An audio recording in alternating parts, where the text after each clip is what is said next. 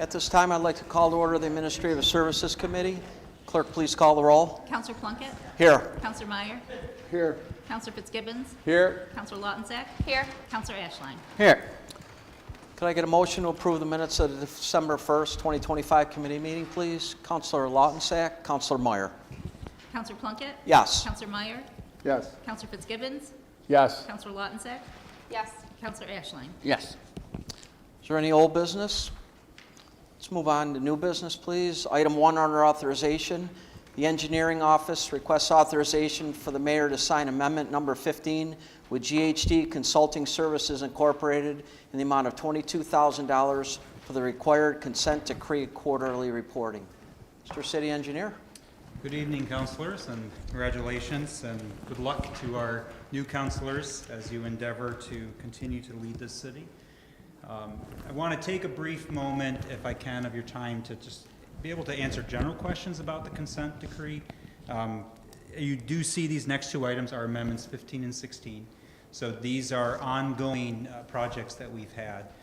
As you know, in 2010, the city had a consent order, which I brought a copy of if anybody wants to look at.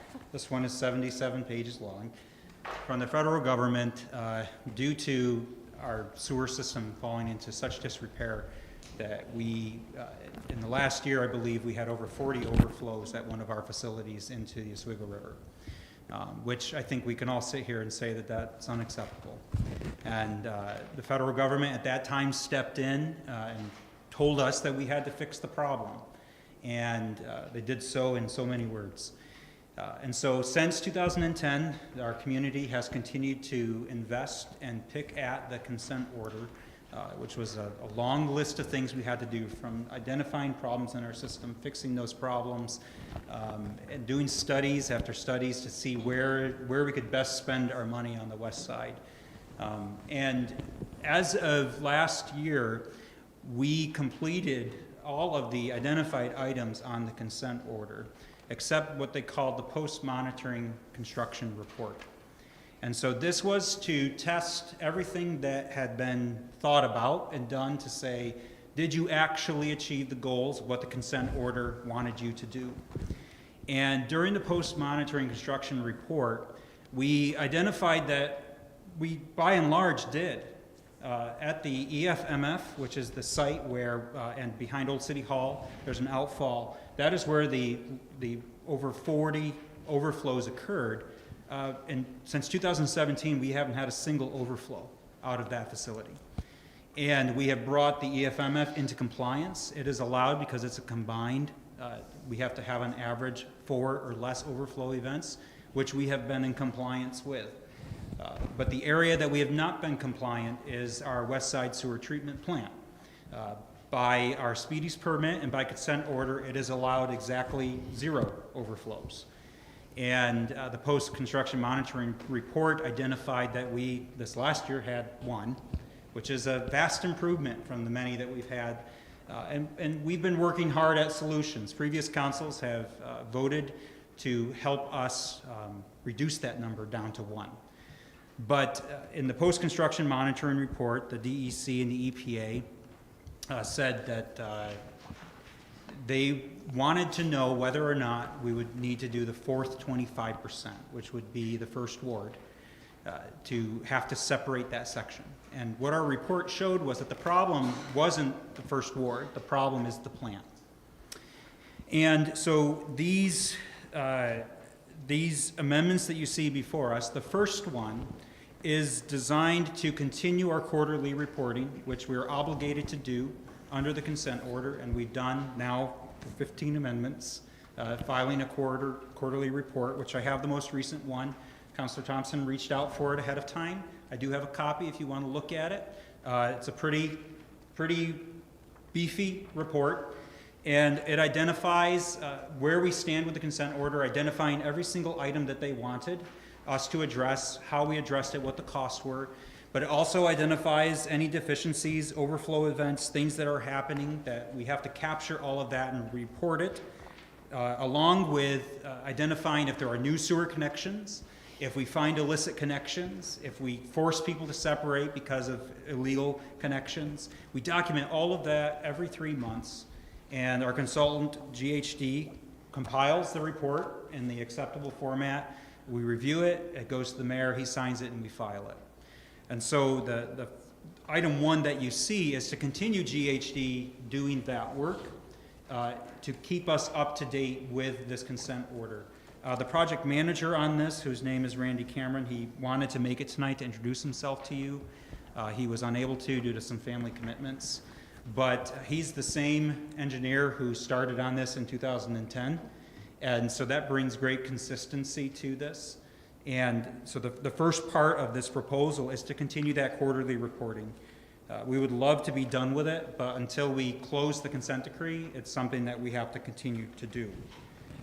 The second task that's in this consent order for $6,000 is mercury minimization. These are relatively new requirements on our Speedies permit, which is really testing our effluents for mercury levels and making sure that they're in compliance. We've had this requirement on the east side plant for quite a while, and under our new Speedies permit, they are implementing the same reporting requirement on the west side. And so GHD will take the testing, they put together a plan, and then our staff does the testing, and then they draft the report as an independent engineer to file it with our Speedies permit. And so the $22,000 in the first amendment that you see covers the quarterly reporting and the mercury sampling reporting that goes with that, plan development and sampling. So I can continue talking about the next agenda item when we get there, but as far as the first one, are there any questions on those matters and on this amendment? Councilor Thompson? Hi, Jeff. Hi. Thanks for sending me that report. Could this be done in-house? So with my pending departure, it really greatly limits, because you need to have an engineer to be able to certify it. And for those who haven't heard, I have tendered my resignation to the mayor and will be leaving city service next week. With an engineer on staff, it certainly is within that realm. The challenge is it's a lot to pull together, and when you have lots of other things to do, it can be difficult. GHD has always done a good job. They have their form, they have their work, and they bring the consistency. You know, in the big scheme of things, it's not a lot of money for what we're getting. But certainly, if you have a qualified individual, they could put the report together and gather the right information. Thanks, Jeff. Yeah. Councilor Fitzgibbons? Yeah, thank you, Jeff, and thank you for your service. You know, as all of us in Oswego acknowledge, your great work for Oswego has been witnessed, and your commitment to your job is known by a lot of people. Thank you. The quarterly requirement, at what point does that end? So it'll end when the consent order ends. And so when we look, and I do encourage you at some point, I will email out to the council that we have a big spreadsheet that kind of tracks everything. It goes in the quarterly report every month, every quarter. And once we check all those boxes, and really what we've ended up at is because the post-construction monitoring report didn't come back the exact way that we thought it would, that extends the consent order. And so they've granted, I think we're on our second extension to say, well, we know you need more time to think about it, so take another year and look at this. And that was looking at an overflow tank, which is what we'll discuss in the next item. And once we completed that, it was okay, well, now we're going to extend it another year. And so we had not anticipated that we would be doing quarterly reporting this long, but until we can close the consent order, that is what we're stuck with. And we do have hope of changing this consent order, which I can talk about next, and why we're kind of moving the direction that we are. So the second item is the second Yes. action item? If you'd like, it's up to the chairman. If you want me to talk about them both together, I can, but I defer to the chairman, and if you want to We can dispose move on of this the first business one. first We'll- or go to yeah. the next. Yeah, why don't we move on the first one, Jeff? Okay. That way we don't. Any more questions on item 1? Get a motion, please? Councilor Fitzgibbons, Councilor Ashline. Counselor Plunkett? Yes. Counselor Meyer? Yes. Counselor Fitzgibbons? Yes. Counselor Lautensack? Yes. Counselor Ashline? Yes. Item 2 under authorization. The engineering office requests authorization for the mayor to sign amendment number 16 with GHG Consulting Services Incorporated in the amount of $130,100 for required quarterly reporting for the Oswego West Side Wastewater Treatment Plant Capacity Assessment. Okay, I do see in the communication there, that's an error, the quarterly reporting. That was a copy and paste, it looks like, which engineers are notorious for doing. So the second piece of this in relation to the consent order is that we, as part of the post-construction monitoring report, we completed a study at the plant to size an overflow tank. You will have the distinct pleasure of getting a tour of both our sewer plants. It's a great experience, and you'll see the line between civilization and not civilization flow right before you. And the East Side plant, when you go there, you'll notice, and they'll point it out, that there is a large overflow facility right there on the site. And during rain events or surcharge events, the operators can open valves and move flow into that overflow tank in order to save it there until the plant gets back under control, and then they can bring it back in the plant. That facility enables it to not experience overflows because it's able to absorb over 1 million gallons of surcharge without incident. The West Side plant doesn't have that. And so the West Side plant, if we experience a surcharge of rain or a surcharge of flow, it will cause an overflow. And the first of those places was Gardner Creek, and we identified that it was a vault on the property. And as part of the consent order, we voluntarily said we think we have a problem where the creek actually floods the plant, not so much the plant flooding the creek.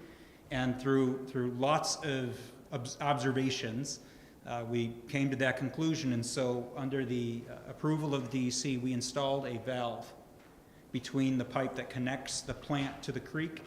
That alone eliminated 3 out of the 4 typical overflows that we had, and we got it down to 1 overflow with that action. So that was a good investment, but we are still at a point where we overflow that one time. So we had GHD, under the council's approval, size a tank, and it was upwards of 1 million gallons. It would require the taking of multiple homes to do it, and would be deep into bedrock and stick out of the ground. But we had that and a price tag of about $15 million. When we presented that to the DEC, they asked a very reasonable question of, well, why wouldn't you take the opportunity to invest in the plant to increase capacity, not just deal with what you have? And they said with Micron coming in the area, with development happening potentially in the town, with SUNY, the West Side plant needs to be able to take more flow to succeed. And we really can't argue with that logic. And so we asked for a time extension. We said, well, we would need time to study this. And we asked GHD to put together a proposal to look at a capacity analysis on the West Side plant to first determine what is the actual capacity. We have anecdotal evidence of what the plant can handle. We definitely know when it overflows, but we don't necessarily know that number on calculation and on paper, and be able to come to that number and then say, what would it take to get that number to increase another 1 million gallons per day, another 2 million gallons per day? The city has been approached by the town of Oswego with a few housing projects that will consume that. Based on our consent order, we have to offset every 1 gallon we want to add, we have to offset that with 5. So we have to treat it like, so they want 200,000 gallons, we have to treat it like 1 million gallons. And so for them to build one housing project would take up all of our extra capacity of that tank and make it moot.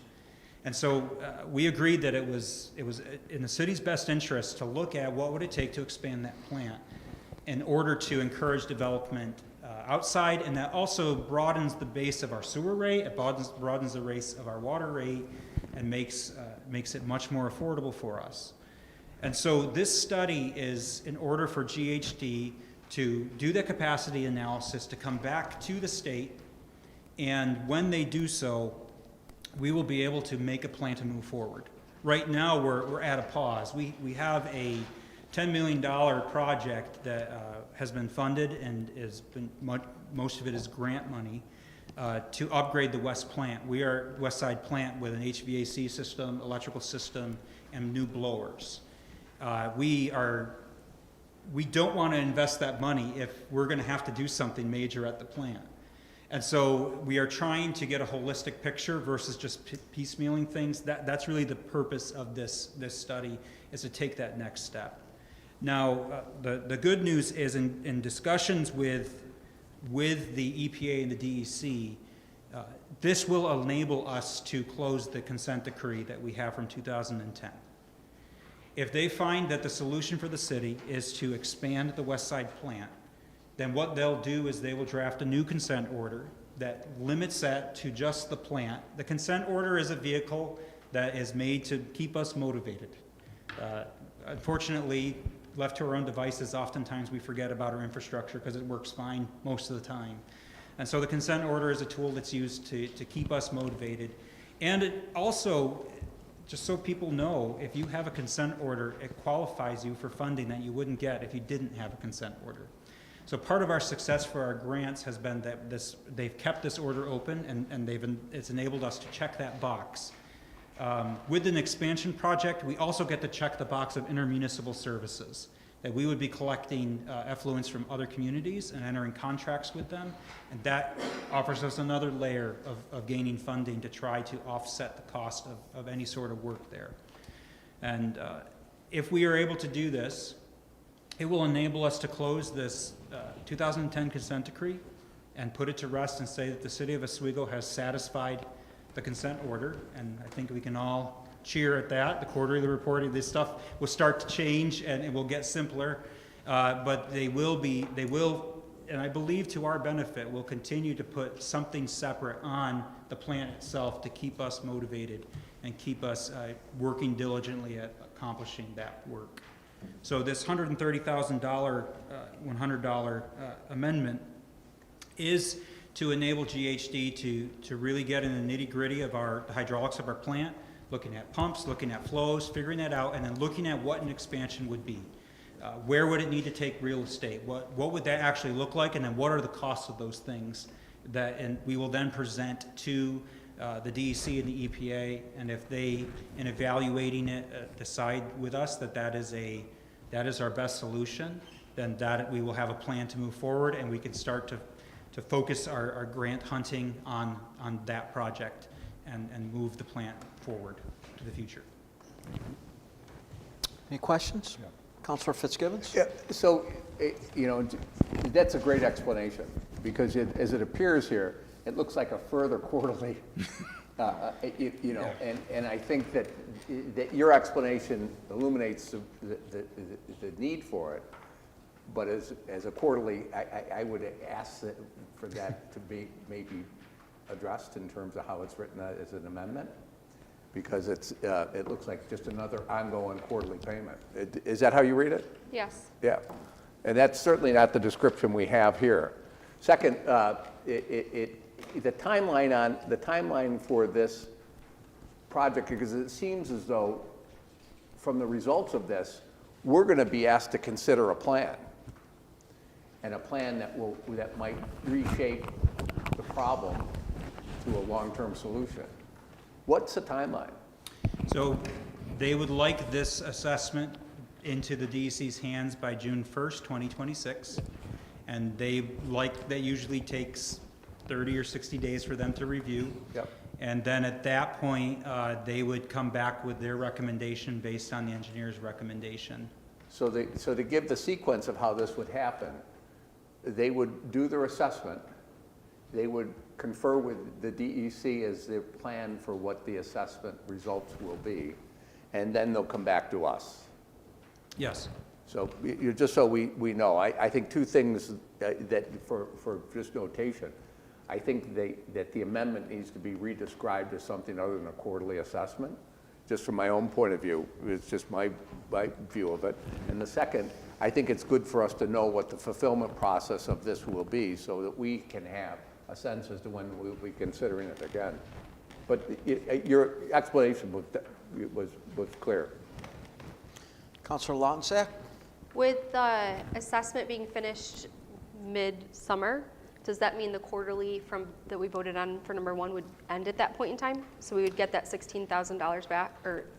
No, we'll likely have to carry it through this year. Okay. If we, at least half the year, if we're able to enter a new consent order and can negotiate that away, because there is some negotiation to it, then any unused funds would be recaptured. And they're both done by this GHD, Yep. so they could negotiate that, correct? Okay. Yep. They have a very good rapport with us and with the DEC and the EPA. Like I said, the project manager is the same one that his boss didn't want to deal with. He said, here, you take Oswego. And here he's been ever since. But the $6,000 for the Mercury stays. That will stay as Quarterly. we are developing and implementing that plan. It's a new plan at the west side and continuing what's going on at the east side. Okay. Counselor Meyer? With the new housing development you were talking about, have we projected what I'm afraid to income vote. that will bring to us if we do this plant? Has there been any projections on extra income from a bigger plant?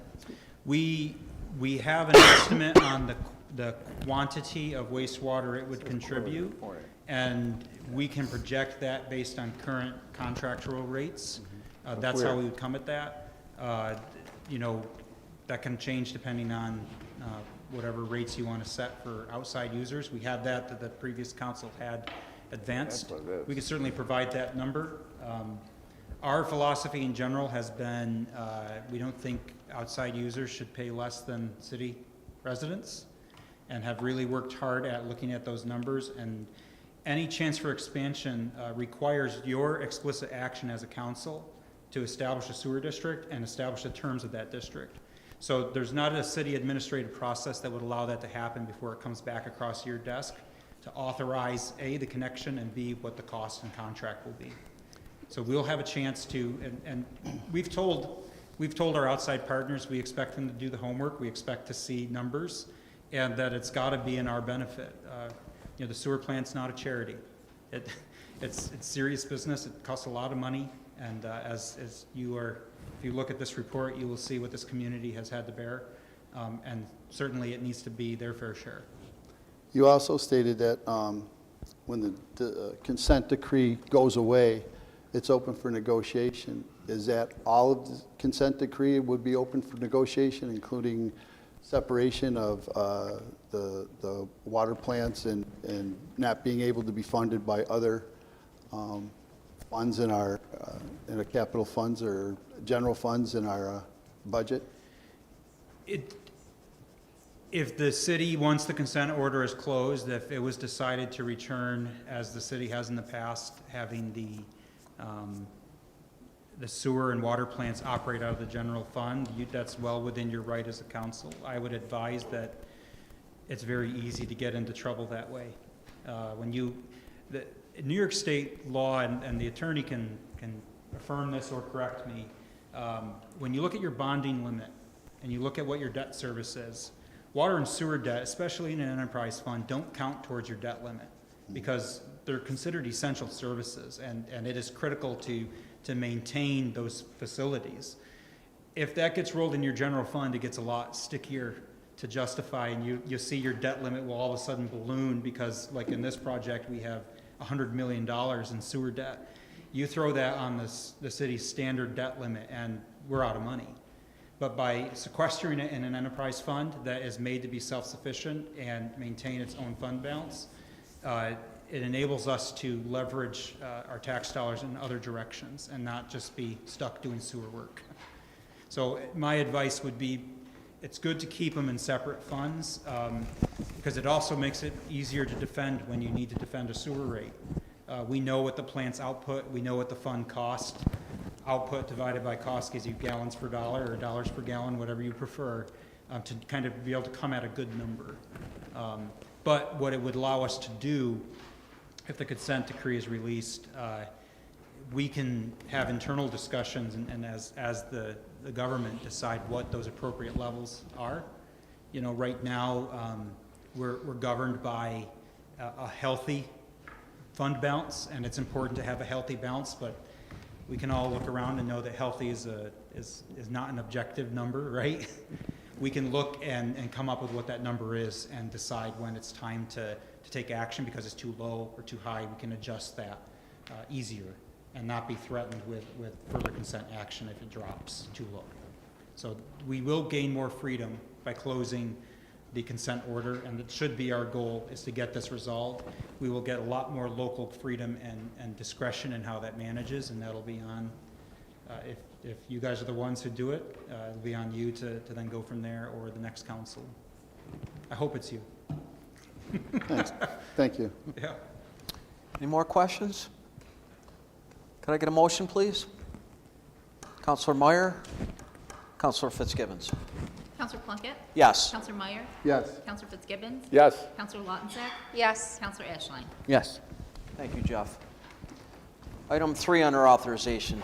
City Attorney Kevin Caracoli requests discussion regarding the implementation of a new cash transaction rounding policy. Mr. City Attorney? Thank you, Mr. Chairman. Ladies and gentlemen, we have a penny problem in the city of Oswego. As you likely know, the federal government stopped producing pennies, and banks, at least locally, have stopped giving them out. And in discussing this with the city chamberlain earlier today, and this only came to light today, and that's the need for the add-on here. So we apologize for the late notice, but and the audible here, but it's an important topic, even though we're kind of joking about the penny. So the city chamberlain reports that they are running out of pennies downstairs to make change for those individuals who pay cash for whatever bills they're paying, whether it be the water and sewer tax, real property tax, any other charges that are paid through the Chamberlain's office. Banks aren't issuing them, so now we have a problem. You've probably experienced this in going to the store. I did just last night, and I got 2 cents less than what I was supposed to get, and the next store I went to, I got 3 cents more than I was supposed to get. So that's essentially what we're looking at here, is a rounding policy. And again, it only applies to individuals who are paying cash. The individual is always going to have to pay the exact amount that's owed, but then it's the change that they get. They're either going to get a penny or two more or a penny or two less than what they're expected to get. And it's based on rounding to the nearest 5 cents, right? And so by way of example, 1 or 2 cents, you round down to the nearest 5 cents, so 2 cents would become 0, right? 3 to 4 cents, you round up, and so 4 cents, for instance, would be 5 cents, and so on. And it goes on through those intervals, 6, 7 cents, 8 to 9. Of course, if it's 0 or 5 cents, there's no change. It's the exact amount. So that's the recommendation through the city chamberlain is to adopt a policy that allows the city to make change in that way.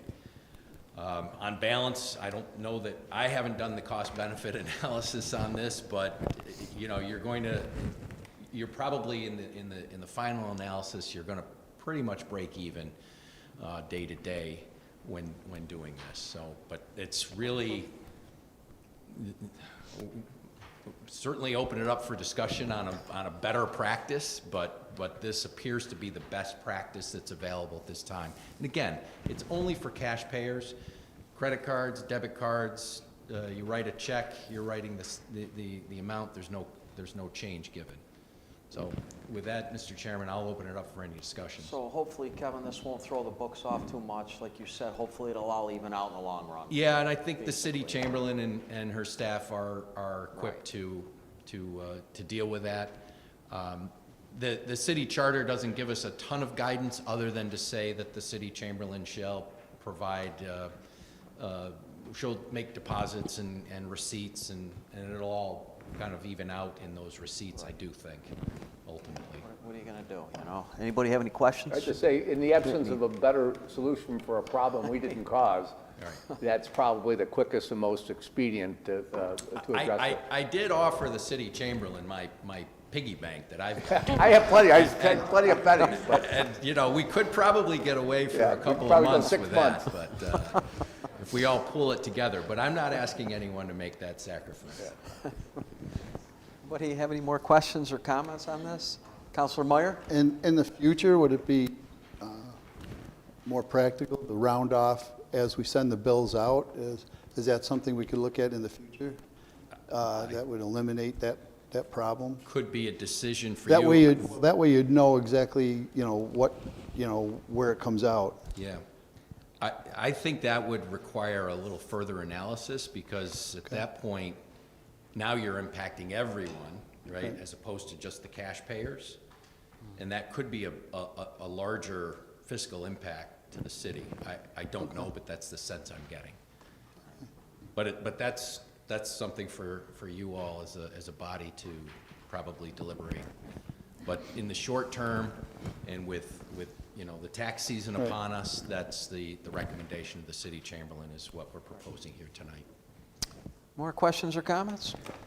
Can I get a motion, please? Counselor Lautensack, Counselor Ashline. Counselor Plunkett? Yes. Counselor Meyer? yes. Counselor Fitzgibbons? Yes. Counselor Lautensack? Yes. Counselor Ashline? Yes. Does anybody have anything else?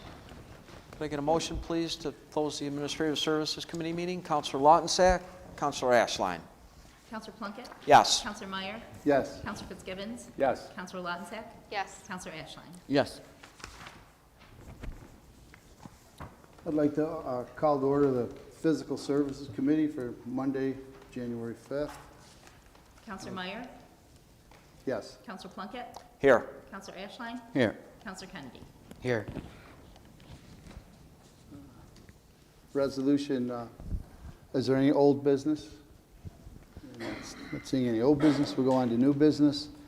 First item, the Office of Economic Development has received a request from Pat Chalone of the Ancient Order of Hibernians to host the 2026 St. Patrick's Day Parade on March 7th, 2026, from 1 p.m. to 2 p.m.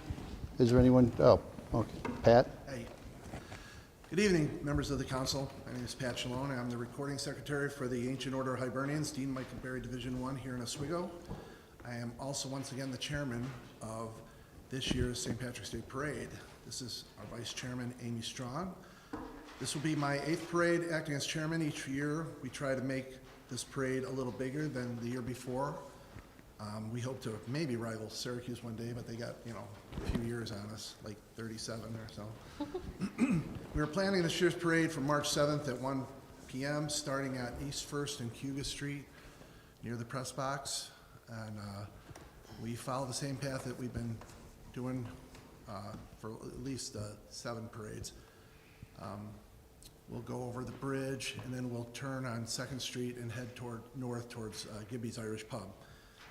People ask why we have the parade when we do. Why is it, why don't we have it when it's a little warmer or closer to St. Patrick's Day? The big reason is we like to have it a week before the Syracuse parade so we can hire the pipe bands. Pipe bands have been playing in the Syracuse parade for years and years and years. And they kind of moved right into the week before the Syracuse parade so that we can have them. We always have at least the main 2 pipe bands from Syracuse, Syracuse Scottish Pipe Band and the Highland Pipe Band. We tried to get the other pipe band, the Syracuse Kilties, and they're members of the Syracuse Police and Fire Departments, but they always kind of back down. They just don't have the time. I think it has to do with covering their shifts and stuff like that. So they make it a point that they can cover for the Syracuse parade, but that's about the only one they do. Let's see. We hope to have another, like I said, we hope to have some more Irish dance groups this year. We added a couple more last year. We've already got 2 committed. So, because everybody seems to like to see the Irish dancers and as well as the pipe bands, and really, can't have an Irish parade without the Irish dancers and the pipe bands. People love St. Patrick's Day and the parade. We have a large Irish community here in Oswego that dates back to the beginnings of our city, and a large membership in the AOH. To me, it's more than having a few drinks or a corned beef sandwich in a local pub. It's a celebration of Irish culture. It's also kind of a rite of spring. I was just talking to Rob about that, you know, when St. Patrick's Day comes around, the parade first, and then you know that the good weather is going to be right around the corner. So our biggest obstacle every year is the weather. So, you know, we always say a little prayer for us, and that we get good weather on parade day. That's it. Any questions? Anybody have any questions, comments? I just want to say, I think it's a great effort that you do for the city, and it celebrates the Irish culture. And I know St. Joseph's Day, we see the Italian flags Yes. 2 days later. So, so happy for what you do, and thank you for your efforts. Thanks, John. Yep. We appreciate it. Yep. Okay. Any more questions, comments? Have a motion, please? Council Plunkett, Councilor Kennedy. Counselor Meyer, Yes. Counselor Plunkett, Yes. Counselor Ashline, Yes. Counselor Kennedy. Yes. Thank you. Thanks, Pat. Council Meyer. Oh, I guess, yeah, there's my biggest screw up, huh? Okay, so I'm new at this, as you can tell. I'd like a motion to approve the minutes from the December 1st, 2025 committee meeting. Councilor Ashline, Councilor Kennedy. Counselor Meyer? Counselor Meyer? Yes. Counselor Plunkett? Yes. Counselor Ashline? Yes. Counselor Kennedy? Yes. Apologize for that. Item 2, the Office of Economic Development has received a request for use of public space from Caitlin Gankevs to host a wedding at Brightbeck Park, May 8th, 2026, from 2 to 5 p.m. Is there anyone here who would like to speak on that? I reached out, but I didn't get a return call. So could I have a motion on that? Councilor Plunkett, Councilor Kennedy. Roll call? Counselor Meyer? Yes. Counselor Plunkett? Yes. Counselor Ashline? Yes. Counselor Kennedy? Yes. Item 3, the Office of Economic Development has received a request for use of public space from the H. Lee White Maritime Museum to host Paddle Fest 2026 on July 11th, 2026, from 8 a.m. to 4:30 p.m. Is there anyone here who would like to speak on that?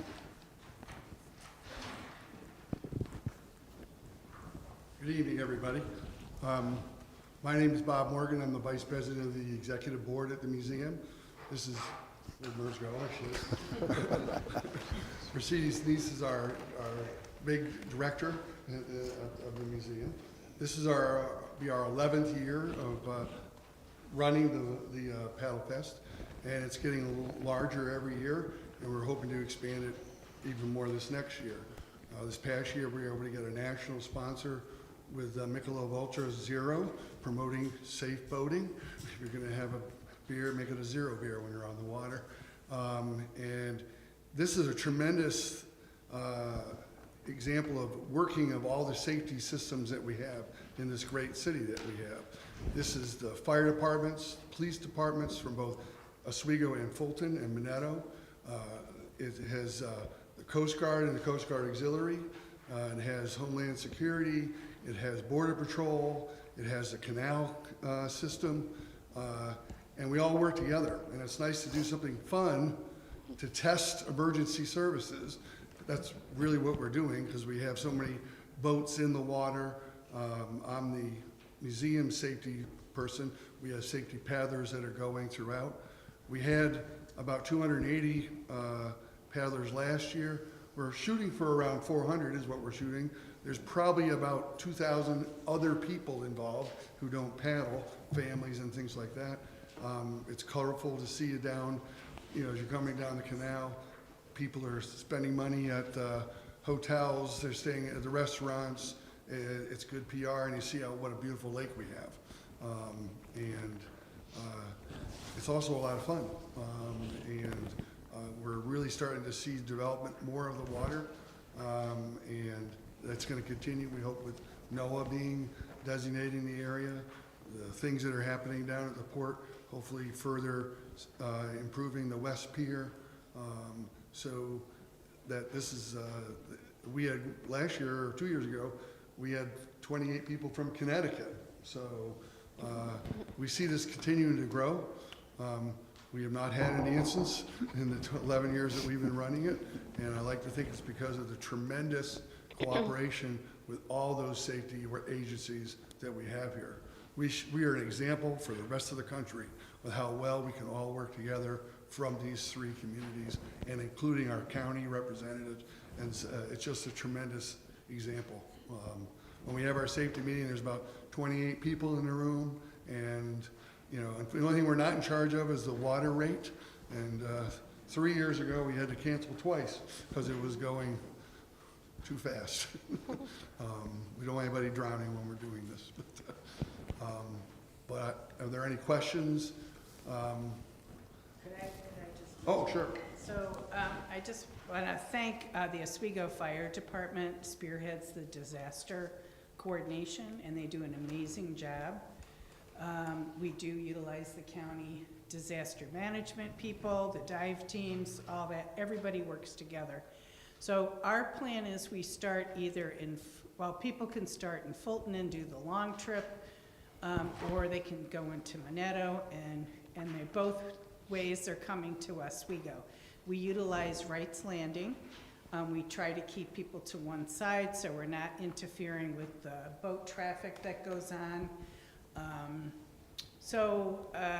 It's really, we've had lovely days, and it's a great use of our community's waterfront and the resources, and also utilizing our Oswego River/canal as part of our efforts here in the community. Get people on the water, and that just enhancing the waterfront, enhancing activities is our goal.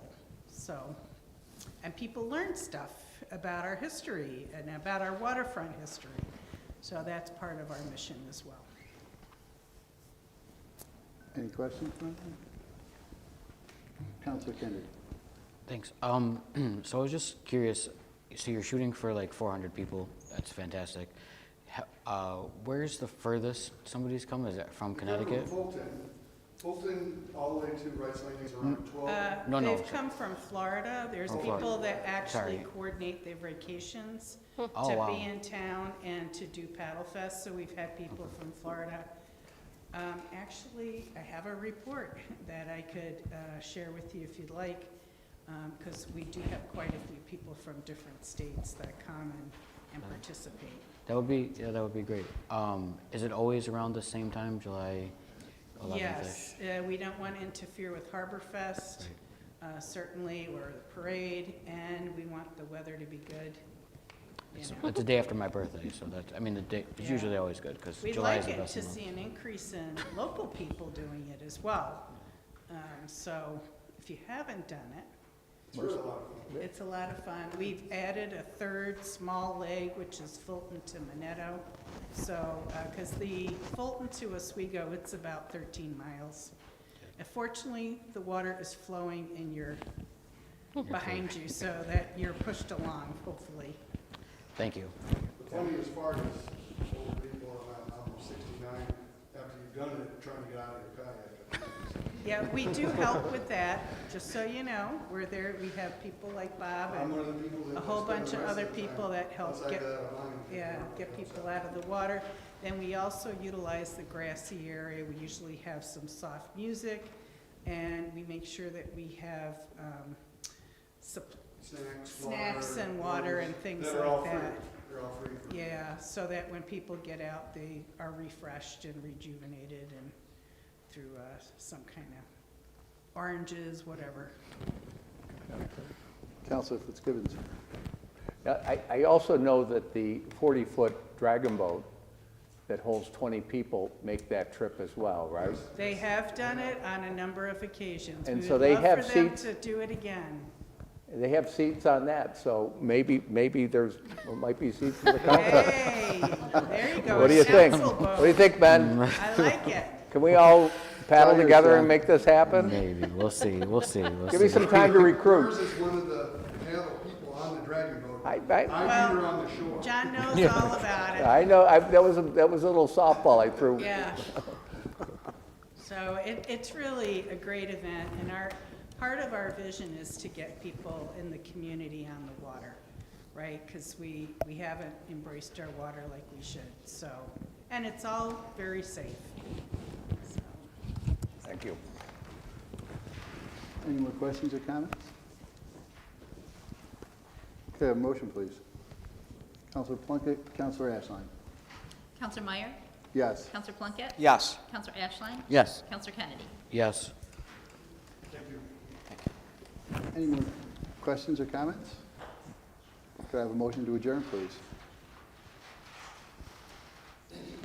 Counselor Plunkett, Counselor Kennedy. Counselor Meyer? Yes. Counselor Plunkett? Yes. Counselor Ashline? Yes. Counselor Kennedy? Yes. Sorry. Ready?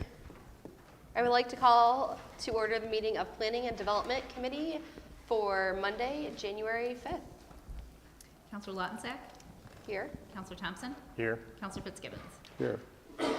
At this time, I would like to make a motion to approve the minutes from November 17th of 2025. Can I get a motion? Counselor Thompson, Counselor Fitzgibbons? Counselor Lautensack? Yes. Counselor Thompson? Yes. Counselor Fitzgibbons? Yes. I see no old business to attend to. New business, we need the authorization, item number 1. Do you have a question? Yeah. Okay. The Zoning and Planning Office requests that a public hearing be scheduled for the property known as 29 West Seneca Street for the proposed zone change from a TN1, Traditional Neighborhood 1, to a TD, Traditional Downtown, pursuant Section 280-96 of the zoning ordinance. Good evening and welcome, counselors. For those of you that don't know me, I'm the other Jeff. He's the smart one. My name is Jeff McGann. I actually wear a couple different hats. I'm the planning and zoning director as well as the project manager for the city. In this case, if you are familiar with this piece of property, it for a long time was an insurance building. More recently has been the Humane Society. This action tonight for a public hearing is the start of the process for a zone change. And you might ask, why a zone change on this property? Well, the zoning requirements, our whole zoning was redone in 2019. Part of that reasoning was to tighten up neighborhoods, protect neighborhoods, and give them definition. This being said, if you were to look at this on our zoning map, it is a TN1, which is a traditional neighborhood 1, which all 4 quadrants of the city have a TN1. It's the most restricted. That being said, on this 4 corners, if you were to look across the street, you have Dr. Arena's dentist office. On the other corner, Berger's Karate Studio. On the other corner is the Salvation Army. This building is not a home that's been converted. It's been a commercial building all along. There's such a thing as if there's an existing business when a zoning change goes in or something that's existing, it's existing non-conforming. Should that change and it's not allowed in that zone, it's restricted from that zone. You have 2 choices. One can be a use variance. The other can be a zone change. So we always look at what is most appropriate. Why traditional downtown and not traditional business or not commercial business or not industrial business? The reason that they're asking for traditional downtown in this is we don't spot zone. We won't take a property and just change the zone to something that's not around it. The other 3 corners are all currently traditional downtown. And quite honestly, and Kevin can speak to this, when you do a whole zoning change for the city, it's very complicated. It took probably a whole year with a whole lot of people and involvement, changing the map, changing the zones. And as time goes on, you do find some properties that slip through the cracks that probably should have been zoned differently when that zone change was done. This, I would say, is definitely one of them. It should have been like the other three corners. If that building, if somebody wanted to put a dentist's office in there currently now, it cannot be. If they want to use it as an insurance company, it cannot be.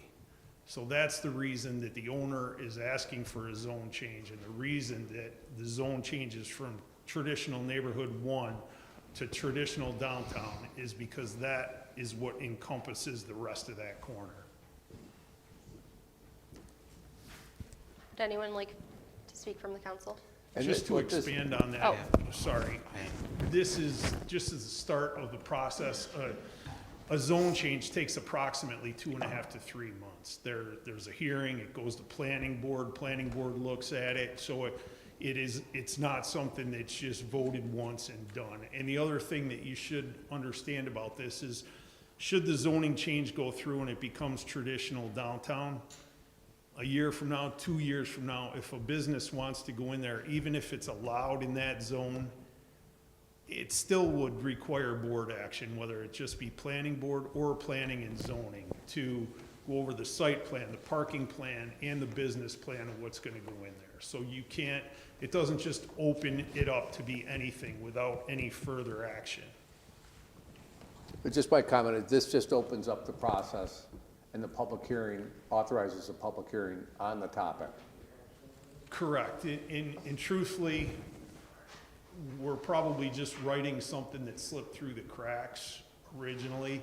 This business, it's not a converted home. It's been a commercial business all along, and it got grouped in with traditional neighborhood 1 that surrounds it on the other sides. But if you look at that property, it's never gonna be a single-family home. And neighbors have their opportunity to comment and come forward with their concerns. Absolutely, correct. With concerns, questions, absolutely. Okay. Hi, so this is my ward. So I had a question. So what's allowed, I guess, in the traditional downtown? Like, what kind of, because you said it was an insurance agency, and I thought Berkshire Hathaway was in there for a while, so I just don't understand how it, like, if a business got there, if it wasn't zoned right. Does that make sense? I don't know. A lot of times before, and you'll find properties that maybe necessarily had existed for a long time as a commercial business before there was a change in the zone. Sometimes businesses or things sneak into a zone without you knowing. And that's part of what we did with the zone change in 2019, is to try to protect that, especially like with the traditional neighborhood 1s. You'll see in that ward, you have a big old historic house that somebody's converted into 6 apartments, and there's only 1 parking spot. Going forward from that zoning change, that prevents people from turning houses into college housing or 6 or 7 apartments without meeting our requirements for parking, as well as businesses. So it's really us doing our due diligence to protect our zoning laws and to protect the residents in that area. So, but I don't know if you know, so you might not, but do you know what the plan is for that building? Like what? I don't believe they have a plan for that building right now. It's just that in order for them to be able to rent it out as commercial space, whether it be a dentist's office or an insurance office, they technically can't at this point. Okay, thank you. Any other questions from the council? Could I have someone to make a motion? Councilman Thompson, Councilman Fitzgibbons. Counselor Lautensack? Yes. Counselor Thompson? Yes. Counselor Fitzgibbons? Yes.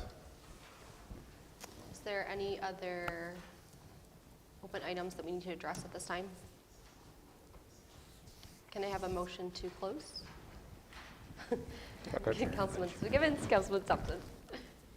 Counselor Lautensack? Yes. Counselor Thompson? Yes. Counselor Fitzgibbons? Yes.